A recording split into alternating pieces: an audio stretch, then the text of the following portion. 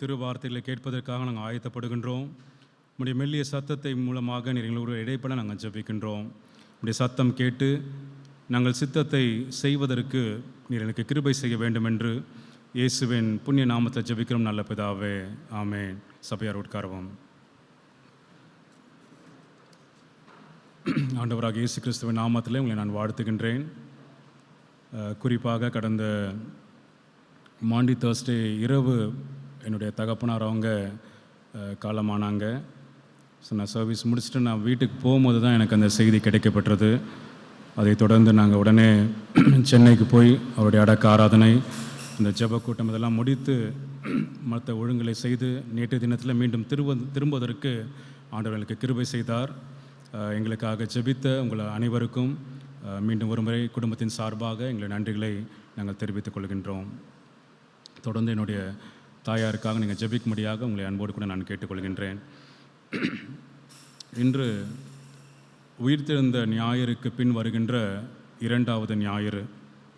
இந்த நாளில் நம்ம சுவிசேஷ பாடமாய் வாசி கேட்ட யோவான் 21ஆம் அதிகாரத்திலிருந்து ஆண்டவருடைய வார்த்தையை நம்ம சிந்திக்க இருக்கின்றோம்.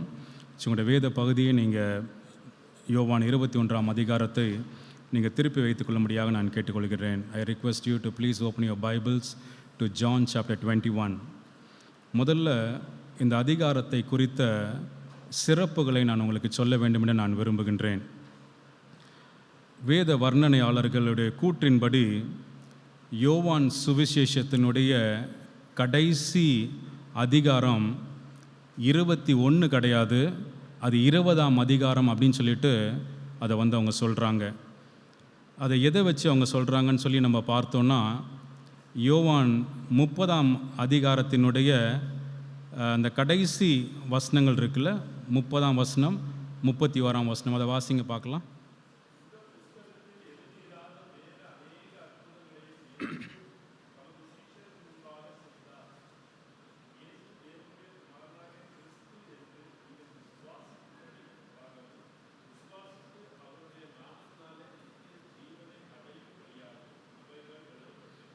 ஓகே, இதோடு கூட அந்த இது முடிவடைதுன்னு சொல்லி சொல்கிறாங்க.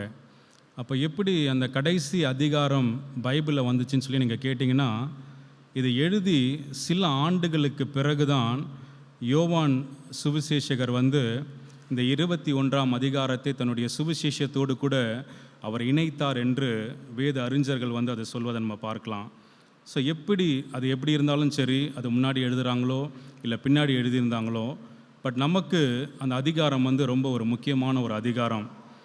ஏன் அப்படி அதை சொல்கிறேன்னா, அந்த அதிகாரம் தான் அநேகருடைய வாழ்க்கையை மாற்றி அமைப்பதற்கு ஒரு பேருதவியாக இருந்த அதிகாரம் என்பதை நம்ம யாருமே மறுக்க முடியாது. அதை தான் அந்த இதில் நம்ம பார்க்க இருக்கின்றோம். அந்த கடைசி அந்த சாப்டரை பற்றி சொல்லணுன்னா, சுவிசேஷ பகுதி இந்த அதிகாரத்தோடு கூட அந்த 21st சாப்டரோடு கூட காஸ்பிள் போர்ஷன்ஸ் எண்டாவது நீங்கள் பைபிளில் பார்க்க முடியும். இன்னொன்று, இயேசுவானவர் பரமேறி போவதற்கு முன்பாக அவர் செய்த கடைசி அற்புதம் இந்த அதிகாரத்தில் தான் அது இடம்பெற்றிருப்பதுமே ஒரு சிறப்புக்குரிய ஒரு காரியம். அவர் இந்த உலகத்தில் வாழ்ந்த பொழுது எண்ணற்ற அற்புதங்களை அவர் செய்தார். அவர் பரலோகத்துக்கு போவதற்கு முன்பாக செய்த கடைசி அற்புதம் அந்த அதிகாரத்தில் நீங்கள் பார்க்க முடியும். இன்னொரு காரியம், இயேசுவினுடைய பெரும்பாலான சீடர்கள், மெஜாரிட்டி ஆஃப் ஹிஸ் டிசைபிள்ஸ், உலக வரலாற்றை மாற்றி எழுதுவதற்கு அடித்தளமாய் அமைந்தது இந்த அதிகாரம் என்பதை நாம் கருத்திலே கொள்ள நாம் அழைக்கப்படுகின்றோம். இந்த சிந்தனையோடு கூட இந்த நாளிலே நாம் ஆண்டவருடைய வார்த்தையை நாம் சிந்திக்க நாம் முற்பட இருக்கின்றோம். இன்றைக்கி என்னுடைய செய்தியினுடைய தலைப்பு நான் என்ன கொடுத்துருக்கிறேன்னா, நிறைய வாலிப பிள்ளைங்களும் நம்ம சர்ச்சில் இருக்கிறீங்க, பெரியவங்களும் இருக்கிறீங்க. ஸோ அவங்க 2 பேருமே அந்த சத்தியம் அவங்களுக்கு சேர்றது போல் வே டு சக்ஸஸ், வெற்றிக்கான வழிகள் அப்படின்ற தலைப்பில் தான் இன்றைக்கி உங்களோடு கூட நான் என்னுடைய ஆண்டவருடைய வார்த்தையை நான் பகிர்ந்து கொள்ள இருக்கின்றேன். என்னுடைய செய்தி யாரை மையப்படுத்தி இருக்குன்னு சொல்லி பார்த்தீங்கன்னா, சீமோன் பேதுருவை மையப்படுத்தி என்னுடைய செய்தியை நான் உங்களோடு கூட நான் பகிர்ந்து கொள்ள இருக்கின்றேன். போன வாரம் ஜான்சன் ஐயா அவங்க தோமாவை குறித்து பேசினாங்களா செய்தியில்? லாஸ்ட் வீக் தோமாவை பற்றி பேசியிருப்பீங்கன்னா 20ஆம் அதிகாரத்தில் வந்து அவரை பற்றி தான் நீங்கள் அந்த காரியங்கள் நீங்கள் வாசிக்க முடியும். ஸோ 21ஆம் அதிகாரத்தில் பேதுருவை குறித்த காரியங்கள் சொல்லப்பட்டிருக்கு. இந்த யாக்கோபுக்கு வந்து இந்த பேதுரு வந்து ரொம்ப க்ளோஸாக இருக்கணும்னு சொல்லி நினைக்கிறேன். ஏன்னா தன்னுடைய முதல் அதிகாரத்துலேயும் சரி, தன்னுடைய கடைசி அதிகாரத்துலேயும் சரி, இந்த பேதுருவுக்குன்னு சொல்லிட்டு அந்த சாப்டரையே வந்து அவர் டெடிகேட் பண்ணியிருப்பதை நீங்கள் வந்து கவனிக்க முடியும். ஸோ இந்த சீமோன் பேதுருடைய வாழ்விலிருந்து ஒரு 3 காரியங்களை நான் உங்களோடு கூட நான் பகிர்ந்து கொள்ள ஆசைப்படுகின்றேன். Way to success. நம்ம எல்லாருமே நம்முடைய வாழ்க்கையில் வெற்றி அடைய வேண்டும் என்று தான் நம்ம எல்லாருமே நம்ம நினைப்பது வழக்கம். யாருமே வந்து நான் இருக்கிற இடத்துல அப்படியே இருக்கணும், நான் செய்கிற காரியத்தில் நான் வந்து தோற்று போகணும்னு சொல்லிட்டு நம்ம யாருமே ஒரு நாள் நம்ம நினைக்க மாட்டோம்ல. ஒரு நிலையில் இருக்கிறோன்னா இன்னும் கொஞ்சம் வருஷத்தில் நான் ஒரு அடுத்த நிலையில் இருக்கணும், இன்னும் மேலே போகணும்னு சொல்லி நம்ம நிறைய அப்படி ஜெபிப்போம், அதற்காக முயற்சிகளை செய்வோம். ஸோ அப்படி நம்முடைய வாழ்வில் நம்ம வெற்றியை நோக்கி செல்ல வேண்டும் என்றால் அதுக்கு தேவைப்படுகின்ற 3 அடிப்படை காரியங்களை தான் அந்த காலை நேரத்தில் நான் உங்களோடு கூட நான் பகிர்ந்து கொள்ள இருக்கின்றேன். என்னுடைய செய்தி வந்து WAY அப்படின்ற அந்த இங்கிலீஷ் வேர்டு இருக்குல்ல, அதில் இருக்கிற அந்த ஒவ்வொரு லெட்டரை வச்சு அதோட அப்ரிவேஷனாக நான் 3 காரியங்களை சொல்ல நான் ஆசைப்படுகின்றேன். The first thing, if you want to get succeed in your life, first நம்ம செய்ய வேண்டிய காரியம் வெயிட் அப்பான் த லார்ட். கர்த்தருக்கு காத்திருங்கள். அதை தான் த வேர்ட் W நமக்கு சொல்லி தருகின்றது. இந்த 21ஆம் அதிகாரத்தில் 3வது வசனத்தை நம்ம வாசித்தோன்னு சொன்னால், அந்த காத்திருப்பதற்கு எதிரான ஒரு செயலை இந்த இடத்துல சீமோன் பேதுரு தன்னுடைய வாழ்க்கையில் செய்தார் என்பதை அந்த வேதம் நமக்கு காட்டி தருகின்றது. அந்த வசனத்தை வாசிங்க.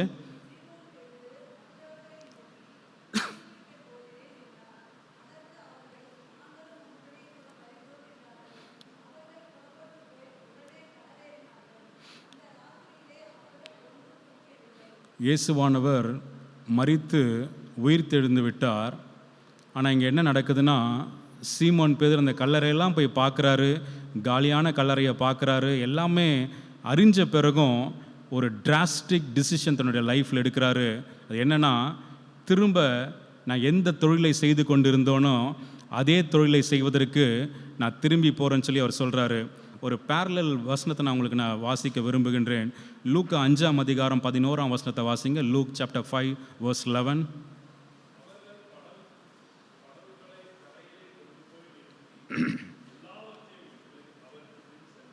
ஓகே, எல்லாத்தையும் விட்டுட்டு இயேசுவுக்கு பின் சென்ற சீமோன் பேதுரு, நீங்கள் யோவான் 21ஆம் அதிகாரம் 3ஆம் வசனத்தில் சொல்லப்படுகிறது, தான் விட்ட அந்த பழைய நிலைக்கு அவர் திரும்பி செல்வதை இங்கே நம்ம பார்க்க முடிகின்றது.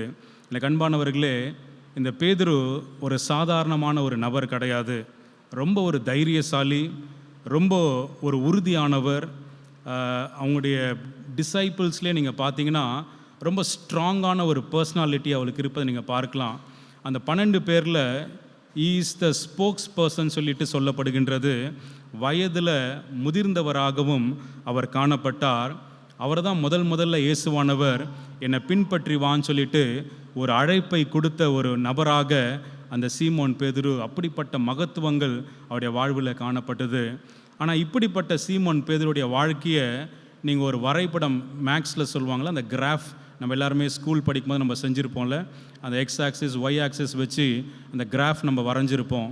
ஸோ அந்த ஒரு கிராஃப் மாதிரி அவருடைய லைஃப்பை நீங்கள் போட்டிங்கன்னா ஒரு இடத்துல மேலே இருக்கும் அவருடைய லைஃபு, கொஞ்ச நேரத்தில் திடீர்னு கீழே வரும், திரும்ப மேலே திரும்ப கீழேன்னு சொல்லிட்டு ஒரு ஜிக்ஸாக்காக அவருடைய லைஃப் வந்து இருந்ததை வந்து த்ரூ அவுட் த பைபிள், இந்த காஸ்பிள் 21st சாப்டர் வரைக்கும் நீங்கள் இருப்பதை வந்து நீங்கள் வந்து பார்க்க முடியும்.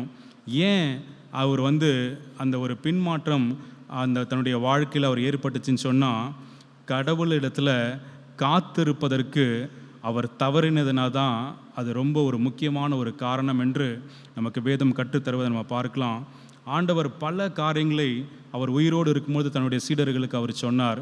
அதில் ரொம்ப அவர் தெளிவாக சொன்னது வந்து மத்தேயு 20ஆம் அதிகாரம் 17-19 வசனம்.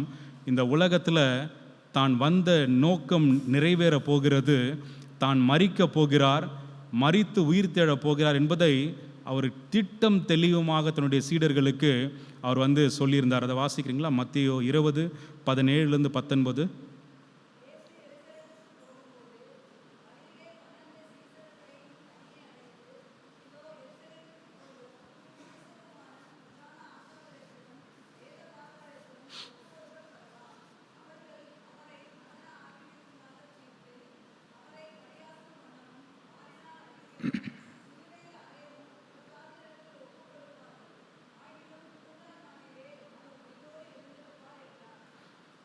இந்த இடத்துல ரொம்ப தெளிவாக சொல்கிறாரு, அவருக்கு என்ன நடக்க போதும் என்பதை ஜீசஸ் ஆல்ரெடி ப்ரெடிக்டட். இது ஒரு முறை இல்லை, பல முறை யோவான் சுவிசேஷத்தில் அவர் திரும்ப திரும்ப சொன்னதை நீங்கள் வந்து கவனிக்க முடியும். இதையெல்லாம் அறிஞ்ச பிறகும் சீமன் பேதுரு என்ன பண்ணுறாரு? திருப்பி என்னுடைய பழைய வாழ்க்கைக்கு நான் கடந்து போகிறேன் அப்படின்னு சொல்லிட்டு அவர் போகிறார். அது காரணம், ஆண்டவருடைய பாதத்தில் காத்திருப்பதற்கு மனமற்றவராக தன்னுடைய வாழ்வில் அவர் செயல்பட்டதை நம்ம பார்க்கலாம். ஸோ அதே நேரத்தில் ஆண்டவராகிய இயேசு கிறிஸ்துடைய வாழ்க்கை நம்ம எடுத்துக்கொண்டோன்னு சொன்னால், அவர் வந்ததுலேருந்து சரி, இந்த உலகத்திலேருந்து அவர் கடந்து போனது வரைக்கும் அவர் வந்து எல்லாத்தையுமே வந்து அவர் வந்து தன்னுடைய பிதாவின் இடத்துல காத்திருந்து ஜெபித்து அந்த அந்த அந்த இந்த அந்த தரிசனங்களை பெற்றுக்கொண்டு அவர் செயல்பட்டதை நம்ம பைபிளில் நம்ம வந்து பார்க்க முடியும். எனக்கு அன்பானவர்களே, இந்த காலை நேரத்தில் ஆண்டவர் நமக்கு நினைவுபடுத்துகின்ற முதலாவது காரியம், உங்களுடைய வாழ்வில், என்னுடைய வாழ்வில் நாம் வெற்றியை நோக்கி ஆவிக்குரிய ரீதியாகவும் சரி, இந்த உலக பிரகாரமாகவும் சரி நாம் காணப்பட வேண்டுமென்றால் அதற்கு அடிப்படையான ஒரு காரியம் கடவுளுடைய சமூகத்தில் காத்திருக்கின்ற ஒரு குணத்தை நம்ம வந்து நம்முடைய லைஃப்பில் அதை வந்து அபியாசப்படுத்த நாம் அழைக்கப்படுகின்றோம். நம்ம இன்றைக்கி ரொம்ப ஒரு மெக்கானிக்கல் வேர்ல்டில் நம்ம வாழ்ந்து கொண்டிருக்கிறோம். எல்லாமே இன்ஸ்டண்ட்டாக நடக்கணும்னு சொல்லிட்டு நம்மளுமே நிறைய காரியங்கள் நம்ம வந்து ஆசைப்படுவதை நம்ம பார்க்கலாம். முன்னாடியெல்லாம் ரொம்ப பேஷன்ஸ் வந்து மக்கள் இடத்துல இருந்துச்சு. பட் இப்போ அதெல்லாம் வந்து குறைஞ்சிட்டு வரதை நீங்கள் பார்க்கலாம். சமையல் பொருட்கள் ஆகட்டும், எல்லாமே இன்ஸ்டண்ட்டாக பேக்கெட்டை பிரித்து தண்ணியில் போட்டால் அது வந்து உணவாகுது. இந்த மசாலாலாம் வந்து எல்லாம் வாங்கி காய வச்சு அரைச்சி அதை யூஸ் பண்ணோம். பட் ஆனால் இன்றைக்கி எல்லாம் பார்த்திங்கன்னா ரெடிமேடாக அந்த மசாலா பேக்கெட்ஸை வாங்கி நம்ம யூஸ் பண்ணுறோம். ஸோ எல்லாமே பணம் எடுக்கிறதாகட்டும், இல்லை பணம் செய்திகளை அனுப்புறதாகட்டும், எல்லாமே இன்ஸ்டண்ட்டாக நடக்கிற ஒரு உலகத்தில் நம்ம வந்து வாழ்ந்து கொண்டு இருக்கின்றோம். அதன் மத்தியிலும் கூட கடவுள் நம்ம இடத்துல எதிர்பார்க்கின்ற ஒரு காரியம், ஒவ்வொரு நாளும் அவருடைய சமூகத்தில் காத்திருக்கின்றவர்களாக நாம் இருக்க அழைக்கப்படுகின்றோம். ஆபிரகாம் லிங்கன், இந்த பேரை நீங்கள் வந்து கேள்விப்பட்டிருப்பீங்க. இவர் வந்து அமெரிக்க தேசத்தினுடைய ஜனாதிபதியாக இருந்தவர். இவர் வந்து 16வது ஜனாதிபதியாக அவர் வந்து இருந்திருக்கிறார். ஸோ இவருடைய லைஃப் நீங்கள் பார்த்தீங்கன்னா, the most successful president of united state ஆஃப் அமெரிக்கான்னு சொல்லி நீங்கள் கூகுளில் டைப் பண்ணிங்கன்னா அதில் முதல்ல வருவது இந்த ஆபிரகாம் லிங்கனுடைய பெயராக தான் இருக்கும். அந்த அடிமை தனத்தை, ஸ்லேவரியை வந்து ஒழித்ததில் அவருக்கு பெரிய பங்கு அவருக்கு இருந்துச்சு. சிவில் வாரில் வந்து ரொம்ப அழகாக அதை செயல்பட்டு அந்த சமாதான காரியங்களை அவர் கொண்டு வந்தார் சொல்லி அவரை குறித்து போடப்பட்டிருக்கு. ஸோ அவருடைய வாழ்க்கையுடைய வெற்றிக்கு அடிப்படை காரணம் என்னென்னு பார்த்தீங்கன்னா, அவருக்கு இருந்த கடவுளோடு கூட இருந்த ஒரு ஒரு ஒரு ஒரு உறவு, அந்த ஒரு ப்ரேயர் டைம். அவரோட லைஃப் பயோகிராஃபி நீங்கள் வாசித்தீங்கன்னா அதில் என்ன சொல்லப்படும்னா, ஒவ்வொரு நாளும் தன்னுடைய ஆஃபீஸ்க்கு அவர் வந்த உடனே வீட்டில் இருந்து அந்த தன்னுடைய அந்த டோர், அந்த நாப் இருக்கும்ல, ஸோ அந்த நாபில் தன்னுடைய கர்ச்சீஃபை எடுத்து அந்த நாப் மேலே அவர் வந்து வச்சுட்டு அவர் உள்ளே போயிட்டு அவர் வந்து ப்ரேயர் பண்ணுவாராம். எவ்வளவு முக்கியமான ஒரு அசைன்மெண்ட்டாக இருந்தாலும் சரி, இல்லைனா டிசிஷனாக இருந்தாலும் சரி, அவருடைய சபார்டினேட்ஸ் என்ன பண்ண மாட்டாங்க, அவர் ரூம் உள்ள போக மாட்டாங்க, இல்லைனா அவரை டிஸ்டர்ப் பண்ண மாட்டாங்க. ஏன்னா அவங்களுக்கு நல்லா தெரியும் அந்த நேரம் தன்னுடைய கடவுளோடு கூட அவர் செலவழிக்கின்ற ஒரு நேரம் சொல்லிட்டு, அவர் அந்த ப்ரேயரை முடிச்சுட்டு வெளியே வந்து அந்த கர்ச்சீஃபை எடுத்த பிறகு தான் எவ்வளவு இம்பார்ட்டண்ட் அந்த காரியனாலும் அந்த ரூமுக்குள்ளே அவங்க வந்து கடந்து போவாங்களாம். எனக்கு அன்பானவர்களே, அப்படிப்பட்ட ஒரு ஜனாதிபதியாக இருந்த ஒரு மனிதர் கடவுளுக்குன்னு சொல்லி ஒவ்வொரு நாளும் தன்னுடைய வாழ்க்கையில் அவர் நேரத்தை ஒதுக்கும் பொழுது நீங்களும் நானும் அதை செய்வது ரொம்ப ஒரு எளிதான ஒரு காரியம் இல்லை. ஸோ அதை தான் கடவுள் நம்மிடத்தில் செய்ய வேண்டும் என்று அவர் எதிர்பார்க்கின்றார். ஒரு 2 வசனத்தை நான் உங்களை நினைவுபடுத்த விரும்புகின்றேன். நமக்கெல்லாம் தெரிஞ்ச வசனம் தான். 1 பேதுரு 5ஆம் அதிகாரம் 6ஆம் வசனம். 1 Peter chapter 5 verse 6. ஆகையால் ஏற்ற காலத்தில் தேவன் உங்களை உயர்த்தும்படிக்கு அவருடைய பலத்த கைகளுக்குள் அடங்கியிருங்கள். நம்ம எல்லாருமே கடவுள் நம்மளை உயர்த்தணும்னு சொல்லி நம்ம எல்லாருமே ஆசைப்படுறோம். அதுக்காக நம்ம பிரயாசங்கள் நம்ம செய்கின்றோம். ஆனால் பேசிக் பிரின்சிபல் என்னென்னா, அவருடைய கரங்களில், அவருடைய சமூகத்தில், அவருடைய பாதத்தில் நம்ம வந்து அடங்கி இருக்க, அமர்ந்திருக்க நம்ம அழைக்கப்படுகின்றோம். நம்ம அதை செய்யும் பொழுது கடவுள் நம்முடைய வாழ்க்கைக்கு தேவையான உயர்வுகளை அவர் தர வல்லவராக இருக்கின்றார். சங்கீதம் 1 சங்கீதம் 2 வசனம் இவ்வாறாக சொல்லுகிறது, கர்த்தருடைய வேதத்தில் பிரியமாயிருந்து இரவும் பகலும் அவருடைய வேதத்தை தியானிக்கின்ற மனுஷன் பாக்கியவான் அப்படின்னு சொல்லிட்டு சொல்லப்பட்டிருக்கு. ஸோ நம்முடைய வாழ்விலும் பாக்கியவான்களாக, பாக்கியவதிகளாக நாம் மாற்றப்பட வேண்டும் என்றால் நாம் கர்த்தருக்கென்று நாம் காத்திருக்க நாம் அழைக்கப்படுகின்றோம். நம்ம பட்டர்ஃப்ளைவை நம்ம எல்லாருமே பார்த்துருப்போம்ல, வண்ணத்து பூச்சி. யாராவது பார்க்காதவங்க இருக்கீங்களா? எல்லாருமே பார்த்துருப்போம். ஸ்கூல் படிக்கும்போது கண்டிப்பாக அந்த பட்டர்ஃப்ளையை பற்றி அந்த ஸ்டேஜஸை வந்து நம்ம கண்டிப்பாக அதை வந்து நம்ம வந்து படிச்சிருந்திருப்போம். 4 ஸ்டேஜஸ் வந்து அந்த பட்டர்ஃப்ளைக்கு இருக்குன்னு சொல்லிட்டு சொல்லப்படுகிறது. 1 எக், 2வது வந்து லார்வா, 3வது வந்து பியூப்பா, 4வது வந்து அடல்ட். இந்த ஒவ்வொரு ஸ்டேஜுமே வந்து இன்ஸ்டண்ட்டாக நடக்காது, இட் டேக்ஸ் டைம். பட் ஆனால் அந்த ப்ராசஸ் வந்து அது பொறுமையாக அந்த வண்ணத்து பூச்சி வந்து அதை அண்டர்கோ பண்ணோம். ஸோ கடைசியில் தான் நம்ம பார்க்கின்ற அந்த பல வண்ணங்களோடு கூட அந்த சிறகுகள் அதுக்கு கிடைக்கப்பெற்று கண்கொள்ளா ஒரு காட்சியாக அது விளங்குவதை நம்ம பார்க்குறோம்ல. ஸோ நம்முடைய வாழ்க்கையிலுமே அதே போல் கடவுளுடைய சமூகத்தில் காத்திருந்து நம் நன்மைகளை பெற்றுக்கொள்வதற்கு நாம் அழைக்கப்படுகின்றோம். 2வது காரியம் ஏ, அந்த லெட்டர் டபிள்யூவில் ஏ என்ன சொல்லுதுன்னா, accept the will of God, கர்த்தருடைய சித்தத்தை ஏற்றுக்கொள்ளுங்கள்னு சொல்லிட்டு அது 2வது வார்த்தை நமக்கு நினைவுபடுத்துகின்றது. முதல்ல கர்த்தருக்கு காத்திருங்கள்னு சொல்லி நான் சொன்னேன். 2வது கர்த்தருடைய சித்தத்தை நம்முடைய வாழ்வில் நாம் ஏற்றுக்கொள்ள நாம் அழைக்கப்படுகின்றோம். இங்கே பேதுரு அவர் வந்து பின்மாற்றம் அடைந்ததற்கு அதிமுக்கிய காரணம் என்னன்னு பார்த்தீங்கன்னா, 1 கடவுளை சமூகத்தில் அவர் காத்திராமல் போனது, 2வது கடவுளுடைய சித்தத்தை தன்னுடைய வாழ்க்கையில் அவரால் என்ன பண்ண முடியல, ஏற்றுக்கொள்ள முடியாத ஒரு நிலை இருந்ததுனால தான் அவரால் அதை செய்ய முடியவில்லை. நிறைய வசனங்கள் நம்மளுக்கு வந்து பார்க்க முடியும். ஆண்டவர் நான் சொன்னது போல் தன்னுடைய மரணத்தை குறித்து சொன்னார், சீஷர்களுக்கு என்ன நடக்க போகுதுன்னு சொல்லி சொன்னார்.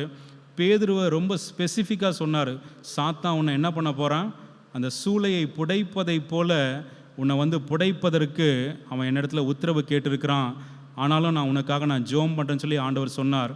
இதெல்லாம் கேட்ட பிறகும் பேதுருவால் என்ன பண்ண முடியலன்னா, ஆண்டவருடைய சித்தத்தை தன்னுடைய வாழ்வில் ஏற்றுக்கொள்வதற்கு அவர் வந்து ரொம்ப கஷ்டப்பட்டவராக அவர் காணப்பட்டதை நம்ம பார்க்கலாம். பேதுரு மாத்திரம் இல்லை, யூதாஸ் காரியத் ஆகட்டும், மற்ற அனைத்து சீஷர்களாகட்டும், அவங்கெல்லாம் எதிர்பார்த்தது என்னென்னா, ஒரு சப்மிசிவ் ஜீசஸ் அவங்க எதிர்பார்க்கல.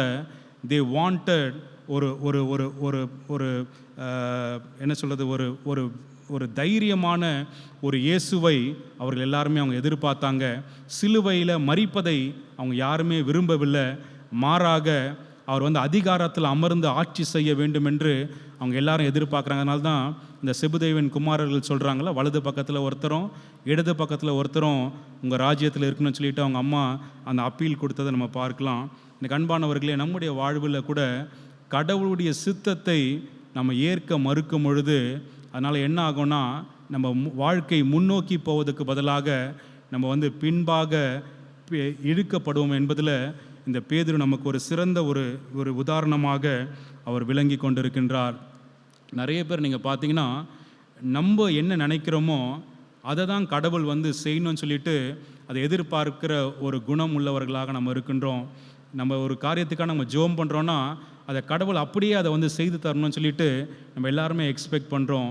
எனக்கு அன்பானவர்களே, நிறைய நேரத்தில் when we force things, ஒருவேளை கடவுள் சரி அவங்க ரொம்ப கேட்குறாங்களேன்னு சொல்லி அவங்க கடவுள் ஒருவேளை கொடுக்கலாம். பட் ஆனால் அது என்னவாக இருக்காதுன்னா, அது நமக்கு வந்து ஒரு ஆசீர்வாதமானதாக அது இல்லாமல் கூட போவதற்கு அது வந்து வாய்ப்பாக இருக்கும். ஸோ இந்த இடத்துல நீங்கள் பார்த்தீங்கன்னா, 2வது he failed to accept the will of God. ஆதியாகமம் 1 அதிகாரம் 26 வசனம், that was a very beautiful verse which was written in the Bible. அது என்ன சொல்லுதுன்னா, இங்கே உட்கார்ந்துருக்கிற உங்கள் அனைவரையும், பேசி கொண்டிருக்கிற என்னையும், இந்த உலகத்தில் வாழுகின்ற அனைத்து மனுக்குலத்தையும் கடவுள் எவ்வாறாக படைத்தார் என்பதை அந்த வசனம் நமக்கு தெள்ள தெளிவாக சொல்லுகிறது. அந்த வசனத்தை ஏதாவது வாசிங்க.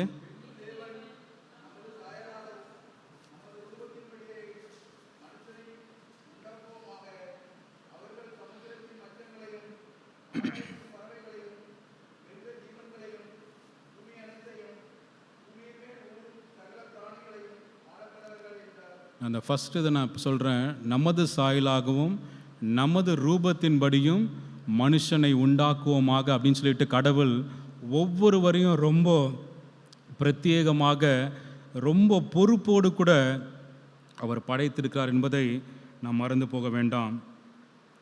அதை எப்படி சொல்ல முடியும்னா, இந்த உலகத்தில் ஒருத்தரை போல் வேறு யாருமே இருக்க முடியாது.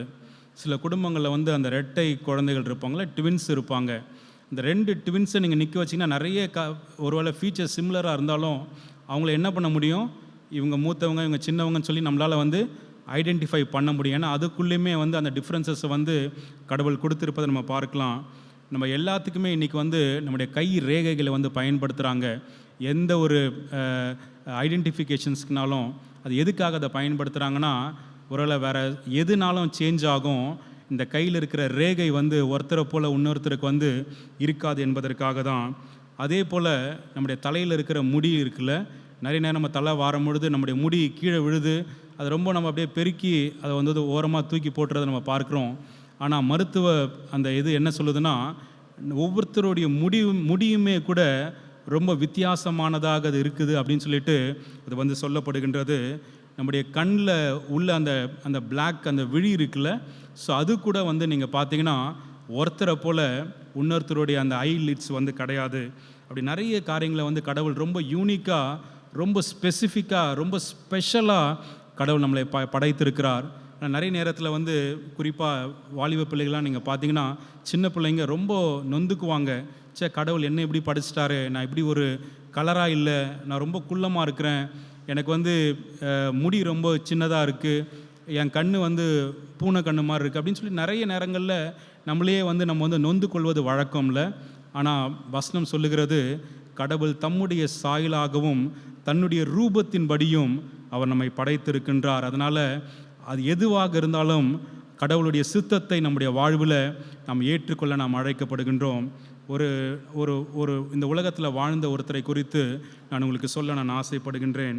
ஃப்ரான்சிஸ் ஜேன் கிராஸ்பி அப்படின்றது அவங்களுடைய பெயர். அவங்க ஒரு முறை வந்து ஒரு பெரிய ஒரு மீட்டிங்கில் அவங்க வந்து சீஃப் கெஸ்ட்டாக அழைக்கப்பட்டிருந்தாங்க. அந்த சீஃப் கெஸ்ட்டாக அவங்க அமர்ந்திருக்கும் பொழுது அவங்கள பற்றி அறிமுகப்படுத்தின அந்த நபர் என்ன பண்ணுறாருன்னா, 3 முறை ஒரு வார்த்தையை வந்து அவர் வந்து பயன்படுத்துகின்றார். அது என்னென்னா, துரதிருஷ்டவசமாக அப்படின்னு சொல்லிட்டு, அன்ஃபார்ச்சுனேட்லின்னு சொல்லிட்டு அவங்கள இன்ட்ரடியூஸ் பண்ணும்போது 3 முறை அந்த வார்த்தையை அவர் பயன்படுத்தினாராம். ரொம்ப பொறுமையாக அந்த அம்மா அந்த வார்த்தைகளை கேட்டுக்கொண்டு இருந்தாங்க. தன்னுடைய டேர்ன் வந்த உடனே, இந்த மைக் அவங்க கையில் வந்த உடனே அவங்க வந்து பேச ஆரம்பித்தாங்க. ஏன் அதை அவர் பயன்படுத்தினார்னா, இவங்க 6 மாத குழந்தையாக இருக்கும் பொழுது ஒரு தப்பான ஒரு மெடிக்கல் ட்ரீட்மெண்ட் அவங்களுக்கு கொடுக்கப்பட்டதுனால தன்னுடைய 2 கண் பார்வையுமே வந்து அந்த குழந்தையாக இருக்கும்போதே அவங்க இழந்து போகிறாங்க. ஆனால் அந்த கண் இல்லாமலேயே 94 ஆண்டுகள் இந்த உலகத்தில் அவங்க வாழ்ந்தாங்கள் என்று வரலாறு நமக்கு சொல்லுகின்றது. அவங்க வெறும் சாதாரண ஒரு வாழ்க்கை வாழல, கிட்டத்தட்ட 9,000க்கும் அதிகமான பாமாலை பாடல்களை எழுதி அதை வந்து அவங்க வந்து ஏற்றிருக்கிறாங்க. இன்றைக்கி நிறைய நம்ம பாமாலையில் இருக்கிற நிறைய பாடல்கள் ஃப்ரான்சிஸ் ஜேன் கிராஸ்பி அவங்களால எழுதப்பட்ட அந்த பாடல்கள். அவங்களுக்கு வந்து என்ன கொடுத்துருக்காங்கன்னா, ஒரு பட்டம் queen of gospel song writer அப்படின்னு சொல்லிட்டு ஒரு டைட்டில் வந்து அரசாங்கம் அவங்களுக்கு வந்து கொடுத்துருக்கு. ஸோ இதெல்லாம் வச்சு தான் அந்த நபர் என்ன சொல்லிட்டாரா, அன்ஃபார்ச்சுனேட்லி அவங்களுக்கு அந்த பார்வை போயிடுச்சுன்னு சொல்லி அவங்க சொன்னாங்களாம். அந்த மைக்கு கிடச்ச உடனே அந்த அம்மா சொன்ன காரியம், ஒருவேளை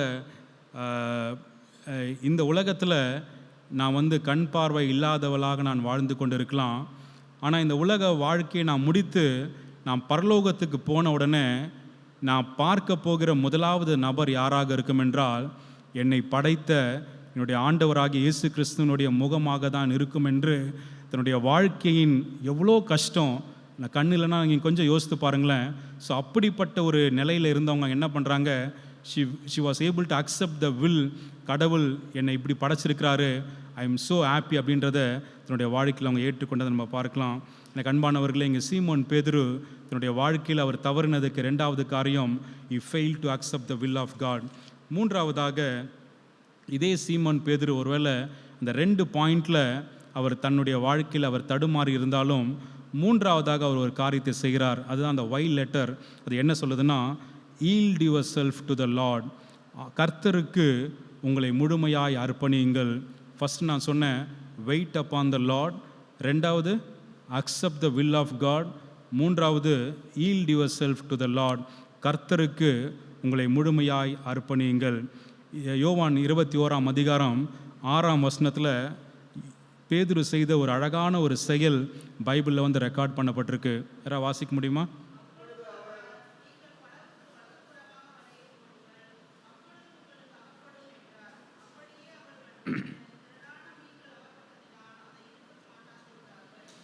இங்கே சீமோன் பேதுரு வந்து பிறந்ததிலிருந்தே மீன் பிடிக்கின்ற ஒரு பணியை செய்தவர்.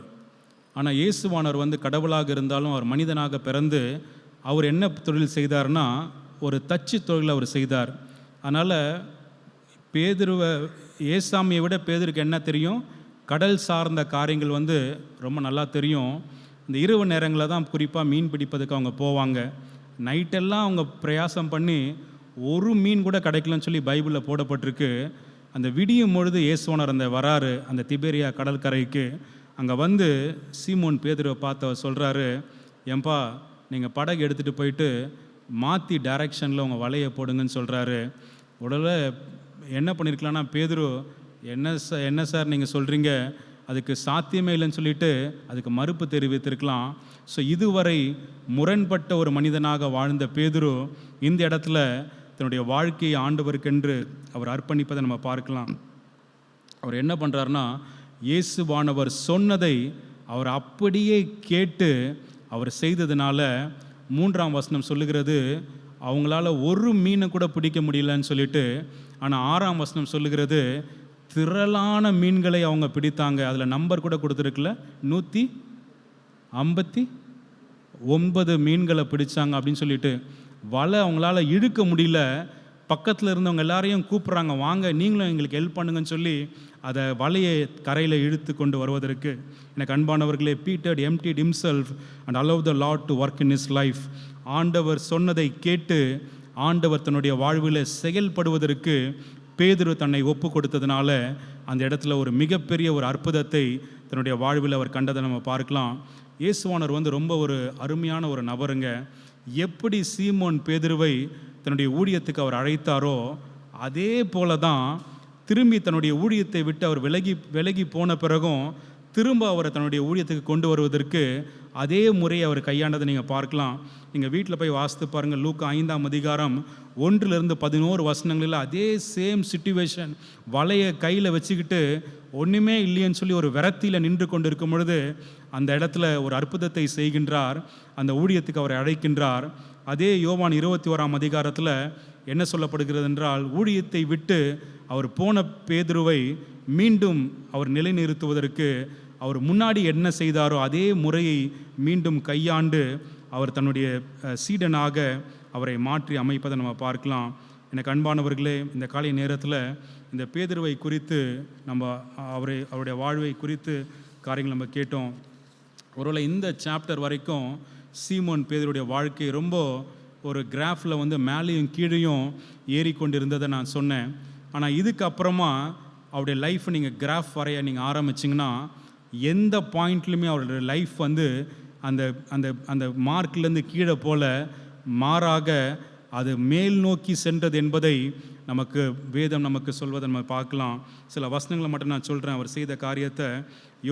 அப்போஸ்தலர் நடபடிகள் 1ஆம் அதிகாரத்திலேருந்து 1:5 நீங்கள் பார்த்தீங்கன்னா அந்த இருந்த அன்றைக்கி அந்த கம்யூனிட்டியில் ஒரு லீடர்ஷிப் பொசிஷனில் அவர் தன்னை முன்னிறுத்துவதை நீங்கள் கவனிக்க முடியும். யார்? இயேசுவை தெரியாதென்று மறுதலித்தவர், இயேசுவுடைய ஊழியத்தை விட்டு பின்வாங்கி போனவர். ஆனால் அந்த இடத்துல நீங்கள் பார்த்தீங்கன்னா அந்த கம்யூனிட்டிக்கே ஒரு ஹெட்டாக அவர் மாறுகின்றார். அதை வழிநடத்துகின்ற ஒரு திறமையை பெறுகின்றார். ரெண்டாவது அப்போஸ்தலர் 2ஆம் அதிகாரம் 14வது வசனமும் அதே போல் 3ஆம் அதிகாரம் 12ஆம் வசனமும் சொல்லுகிறது, he is the principal preacher of that day. அவருடைய பிரசங்கத்தை கேட்டு ஒரு முறை 5000 பேர், ஒரு முறை 3000 பேர் வந்து ஆண்டவரை ஏற்றுக்கொள்ளும் விதமாக கடவுள் அவரை பயன்படுத்தினார். தொடர்ந்து 5ஆம் அதிகாரம் 3ஆம் வசனத்தில் சொல்லப்பட்டிருக்கு, he was the president of the whole administration of disciples. எல்லா அந்த அந்த சீடர்களுக்குமே வந்து அந்த அட்மினிஸ்ட்ரேட்டிவ் ஹெட்டாக அவர் வந்து நிலைநிறுத்தப்படுகின்றார். அதே போல் 10ஆம் அதிகாரம் 1ஆம் வசனம், 15ஆம் அதிகாரம் 7ஆம் வசனம் சொல்லுகிறது, he was the first apostle to the gentile mission. புறஜாதிகளுக்கு சுவிசேஷத்தை கொண்டு செல்லுகின்ற முதல் அந்த முன்னோடி ஒரு சுவிசேஷகராக கடவுள் அவரை பயன்படுத்தி நம்ம பார்க்கலாம். தொடர்ந்து அவருடைய லேட்டஸ்ட் ஸ்டேஜ் நீங்கள் பார்த்தீங்கன்னா, இயேசுவுக்காக வைராக்கியமாக ஜீவித்து அவரை வந்து சிலுவையில் இயேசுவை போலவே அறையணும்னு சொல்லிட்டு அந்த தீர்ப்பு அவருக்கு எழுதப்பட்ட பொழுது அவர் சொன்ன காரியம், என்னுடைய ஆண்டவனை போல அந்த பொசிஷனில் கூட நான் மறிப்பதற்கு நான் தகுதியானவன் அல்ல, அதனால் என்னை தயவுசெய்து என்ன பண்ணுங்க, சிலுவையில் அறைங்க, ஆனால் அந்த சிலுவையை தலைக்கீழாக நீங்கள் திருப்பி போட்டு அதை அறைங்கன்னு சொன்னார். சிலுவையில் தொங்குறதே ரொம்ப கஷ்டம், அது இன்னும் நீங்கள் திருப்பி அரைஞ்சால் அது எப்படி இருக்குன்னு சொல்லி நீங்கள் யோசித்து பாருங்கள். ஸோ அப்படிப்பட்ட ஒரு உன்னதமான ஒரு வாழ்க்கையை வாழ்ந்து இரத்த சாட்சியாக இந்த சீமோன் பேதுரு தன்னுடைய வாழ்வை அவர் முடித்தார் என்று வரலாறு நமக்கு சொல்லுகின்றது.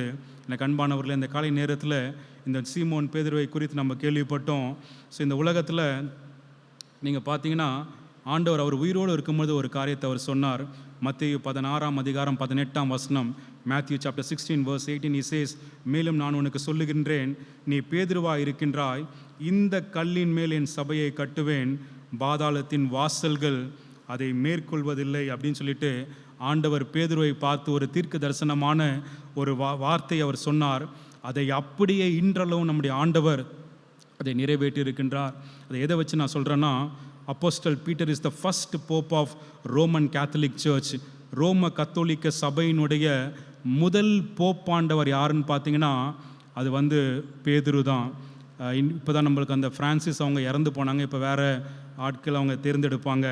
அது மட்டும் இல்லாமல் ரோமன் கேத்தலிக் சர்ச்சோட ஹெட் குவார்ட்டர்ஸ் தலைமையகம் எங்கே இருக்குதுன்னு சொல்லி நீங்கள் பார்த்தீங்கன்னா, எந்த இடத்துல பேதுரு புதைக்கப்பட்டாரோ அந்த கல்லறைக்கு மேலே தான் ரோம கத்தோலிக்க திருச்சபையினுடைய தலைமையகம் இன்றளவும் அதை இயங்கி கொண்டிருப்பதை நாம் மறுக்க முடியாது. எனக்கு அன்பானவர்களே, இப்படிப்பட்ட ஒரு நிலையில் தான் கடவுள் உங்களையும் என்னையும் மாற்ற வேண்டும் என்று அவர் ஆசிக்கின்றார். நம்ம எல்லாருமே கடவுள் அவருடைய சாயலில் படைத்திருக்கின்றார். ஒரு உன்னத நோக்கத்திற்காக கடவுள் நம்மை படைத்திருக்கின்றார். ஆனால் நம்ம செய்ய வேண்டிய காரியம், ஒவ்வொரு நாளும் அவருடைய சமூகத்தில் நம்ம காத்து இருக்கும் பொழுது, நம்ம ஜெபத்தில் தரித்து இருக்கும் பொழுது, வேதத்தை வாசிக்கும் பொழுது அவர் நம்மோடு கூட அவர் பேசுகின்றவராக இருக்கின்றார். நம்ம என்ன செய்யணும், என்ன செய்யக்கூடாது என்பதை அவர் நமக்கு கற்றுத்தருகின்றவராக இருக்கின்றார். ஒருவேளை ஏதாவது பாதைகளில் வந்து நெருக்கங்கள் இருக்குன்னு சொன்னால் அவர் நம்மை எச்சரிக்கின்றவராக இருக்கின்றார். சில காரியங்களை கடவுள் நம்முடைய வாழ்க்கையில் அனுமதிக்கிறார் என்றால் அதை நம்ம வந்து முகம் சுழிக்காமல், சரி கடவுளுக்கு தெரியாமல் எதுவுமே நடக்காது, ஒரு பலவீனம் என்னுடைய வாழ்க்கையில் இருக்கா, ஒரு இழப்பு என்னுடைய குடும்பத்தில் இருக்கா, இல்லை பிரச்சனைகள் ஊடாக நான் கடந்து போகிறேன்னா கடவுள் இதை அனுமதிக்காமல் இது நடக்காது அப்படின்னு சொல்லிட்டு அந்த புன்முறுவலோடு கூட சந்தோஷத்தோடு கூட அதை நாம் ஏற்றுக்கொள்ள நாம் அழைக்கப்படுகின்றோம். கடைசியாக நம்முடைய வாழ்வை ஆண்டவருடைய சமூகத்தில் முழுமையாக அர்ப்பணிப்பதற்கு நாம் அழைக்கப்படுகின்றோம். Partial obedience is equivalent to disobedience சொல்லி பைபிள் சொல்லுகின்றது. ஏதோ பகுதியாக கீழ்ப்படியாமல் அதை முழுமையாக கீழ்ப்படியும் பொழுது தான் கடவுள் என்ன பண்ண முடியும், நம்முடைய வாழ்க்கையில் அவரால் செயல்பட முடியும். ஸோ அப்படிப்பட்ட கடவுளிடத்தில் நம்முடைய வாழ்வை நாம் ஒப்பு கொடுப்போம். ஸோ கடவுள் எப்படி பேதுருவை பயன்படுத்தினாரோ, இன்றைக்கும் அவரை சாட்சியாக அவர் நிலைநிறுத்தினாரோ, அதே போல் உங்களையும் சரி, என்னையும் சரி, நம்முடைய திருச்சபையும் சரி, நம்முடைய சந்ததிகளையும் சரி கடவுள் அவருடைய நாம மகிமைக்காக பயன்படுத்தி அவருடைய ராஜ்யத்தை ஸ்தாபிப்பார் என்பதில் எந்த சந்தேகமில்லை. கடவுள் தாமே இந்த திரு வார்த்தைகளை நமக்கு அவர் ஆசீர்வாதம் தருவாராக. ஆமென்.